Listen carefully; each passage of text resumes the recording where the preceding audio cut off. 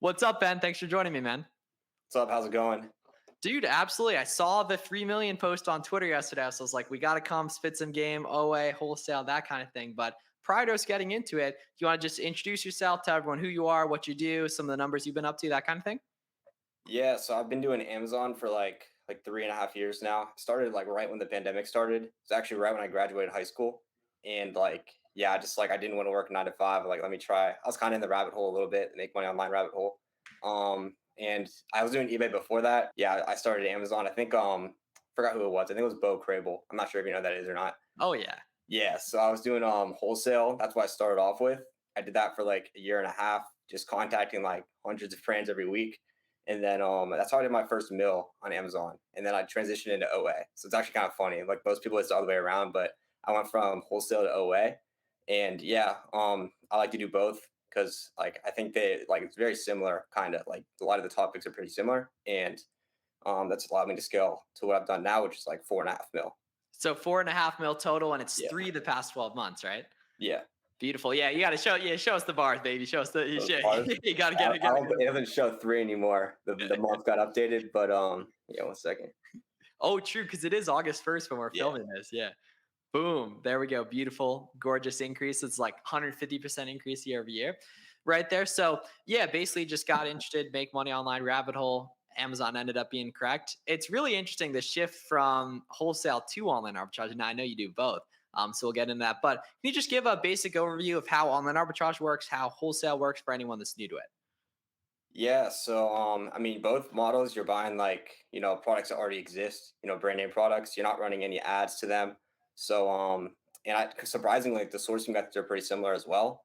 And I mean, online arbitrage you're buying from online retail websites like Walmart.com, Kohl's.com, whatever. And then wholesale, you're like actually like distributors, like you're either getting in bulk from them or you're actually working like directly with the brand. And yeah, very similar, honestly. It's just really the main difference is like how you're buying the products. From what Sure. I've seen. And with that being either from retail websites where Yeah. that's more accessible, harder to scale, which we'll get into, or wholesale where it's harder to get into, but a lot easier to scale. Can you break down some of the pros and cons of each? Yeah, pros and cons. I'd say online arbitrage, definitely way more beginner friendly. And it's a lot easier to really like get a product that makes you money. I'd say it's just the products are not as restockable. That's what I've seen. Like usually you can't really rebuy it for the next like 2, 3, 4 months. Wholesale is more passive. Like you can get a relationship with the brand and you can buy from them for like years and years and years. It's just really hard to get those relationships and to like actually get a good account that wants to work with you. Sure. And what does that look like in terms of opening wholesale accounts typically? Yeah, I mean, you call them up. You really don't try to say you're an Amazon seller because that has a very negative connotation to it. And yeah, you kind of just sound like you're gonna spend a lot of money. Like sound like you're legit, like you have the infrastructure and that you're like ready to just give them a bunch of money, and then they'll take you more seriously. It decreases the friction. If you just go in and you're like, I'm an Amazon seller, can I look through your catalog? They're gonna think that like you're not legit and you're just not gonna make like you're just gonna waste their time pretty much. So it's really just framing yourself that you're a big spender. Sure. And that obviously comes from having capital and spending power available and stuff like that. So, what do you say if they say we don't sell to Amazon sellers? What does that look like typically? Yeah. So if they say we don't sell to Amazon sellers, I mean, always got to ask why. You kind of like reverse engineer what they like don't like about Amazon sellers because a lot of times they're gonna say stuff that you would be different. Because I mean, to be honest, like most Amazon sellers kind of suck. So they'll open up an account and not make any orders. So if you just frame yourself as a big buyer and you just whatever objections they may have, you just kind of have to reverse engineer that. So you just always ask like, why don't you sell to Amazon sellers? Yeah, and I'd say a lot of the money is definitely in the follow up, the persistence, both in wholesale, getting supply relationships open, and then with OA, getting coupons, waiting for coupons to happen, waiting for sales to happen, getting around order cancels. Definitely right there. So you said it's about 4.5 million total. Can you break down how your current operation breaks down? Do you have a warehouse, virtual assistants? Let's talk all about that. Yeah, so I'm all prep center. I don't have a warehouse, and I have one virtual assistant, and he's mainly for wholesale. He just looks through a lot of the wholesale catalogs. So And how are you getting so much inventory spent and then just Ben putting in work in the one VA? That's very impressive. Yeah, my wholesale guy, I mean, he's good. Like he pretty much does like most of my wholesale sourcing, like for distributors at least. And yeah, I mean, I have brands I've bought from for like 2, 3 years now, so it's relatively passive. And then for OA, I'm just like you just yeah, over time, it just like sourcing just becomes pretty like simple. And I do share leads sometimes with people too. So Yeah, yeah. that was the biggest thing for me for sure was having friends that were in the space, and obviously you're very active on Twitter, Instagram. I'm sure that's definitely paid off for sure as well. So we got Prep Center. Do you have multiple prep centers or just one that does wholesale and OA? Yeah, I have 2 prep centers, one mainly for wholesale and yeah, one for OA. But I'm actually kind of transitioning a lot of my to like one prep center. Really, it's interesting. Yeah. The per unit makes sense with the average sale price and such. Yeah, because they have a per unit wholesale cost and a per unit like OA cost. Oh, so that's perfect. And then you're Yeah. obviously at big volumes, so you get discounts, you get economies of scale, stuff like that. Where do you think people should start? Because you obviously have experience with both. I have a little bit of experience with both. I started in the trenches with used books. What business model should people start with? OA for like 100%. Yeah, and what's the reasoning behind that? I mean, if you just want to start making money, like, it's just gonna be a lot easier. Like, because I mean, to get your first product with OA, I mean, like the sourcing method, you don't have to set up an account. Like, you don't have to go through all of that. You don't have to have the LLC, none of that stuff. Like, to actually start making money and to like get like a product that you can sell, it's a lot faster with OA. And with wholesale, you're gonna have to contact like 50 brands to maybe even get one that you can buy from. OA, it's not like that. Yeah, definitely, man. And it's that first ASIN that like hits really well that completely changed your life. Like you said, you started during the pandemic, so I'm sure it was probably pools and stuff like that that got you going. Oh no, I started with wholesale, so I was literally Oh, like, I was true. Yeah. yeah, So I my was bad. literally I didn't even know about that stuff. Like I didn't know OA existed until like a year and a half ago.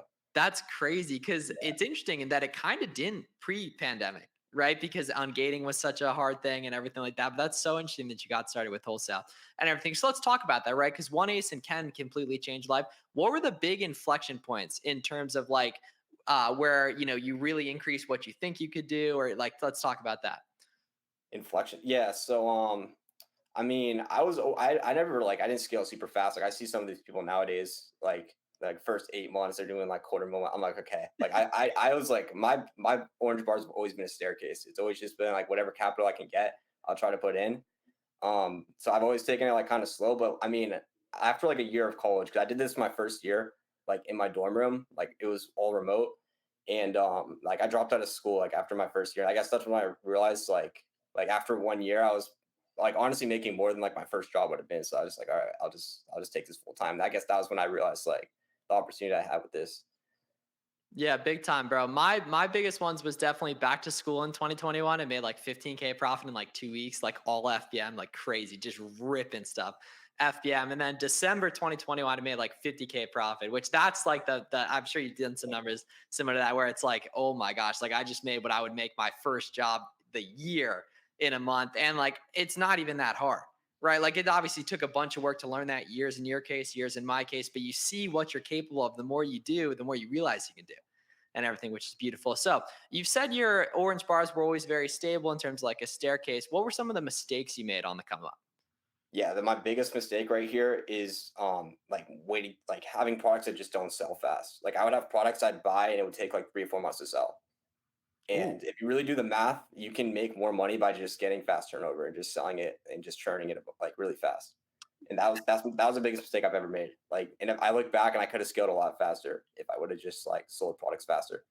Yeah, big time. And it's the kind of thing where like the content out there was so much different a couple years ago, right? Like Oh it yeah, was man. The so amount much of free easier. information out now is insane. Yeah, yeah, big time. And then in terms of like, let's say someone wants to make 100K in a year profit and is looking for like a leveraged, not super time intensive business. Are you saying they should do wholesale or they should do OA?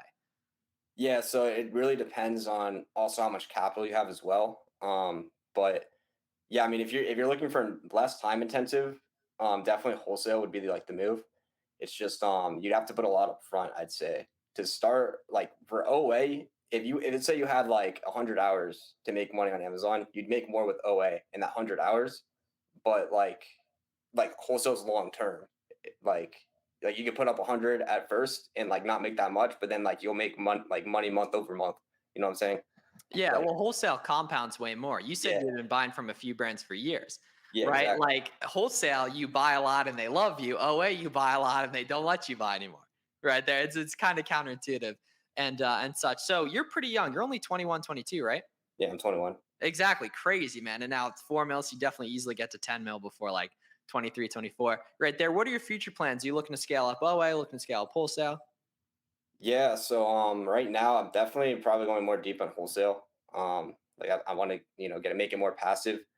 And yeah, I mean, I took a lot of money out of the business, and I've been thinking about like investing. Maybe get like a property or something. Right now, it's kind of just sitting in my bank, and I want to do some private label as well. I think eventually I could do that, and then also like, yeah, I'm trying to get into the education space as well, like what you're doing. Sweet. So Yeah, big time. And the nice thing is you get these options, right? And especially like back when books were a big thing and just like retail arbitrage, people see themselves, they think of the idea of like going into a bookstore and scanning books or going and doing retail arbitrage like, oh my gosh, I cannot imagine myself doing that for 10 years, right? Luckily, you shouldn't be doing it for even 6 months and you just move up vehicle wise. And the more, you start posting on Twitter, then you have different opportunities like that. Now you have wholesale, you got a bunch of cash flow, so you can do private label if you want to. And it's important to like, I don't think people should see themselves as like resellers or Amazon sellers. You want to be flexible, you want to be versatile, you want to be, a skilled entrepreneur and always learning new things, right? And that's what's dope about like being on Twitter is you see people doing all different types of stuff. And everything, which is awesome, right there. And then in terms of just watching your future plans and such, where can people find you on social media? yeah, so it's Ben Whitmer. Last name is Whitmer. That's gonna be on Instagram and YouTube, and then it's Wi-Fi Money Ben on Twitter. So fire right there. So make sure you follow my boy. We got the 3 million tweet waiting for him on there, right on the way to four and everything. And then what are like just as we finish off here, what are some big things you think you see beginners messing up, and how can they not mess it up? Beginners messing up. I mean, I think people they underestimate what they can do in like over 6 months, but they overestimate what they can do in 6 months. So a lot of people they go from business model to business model and they just like quit when they don't see the results.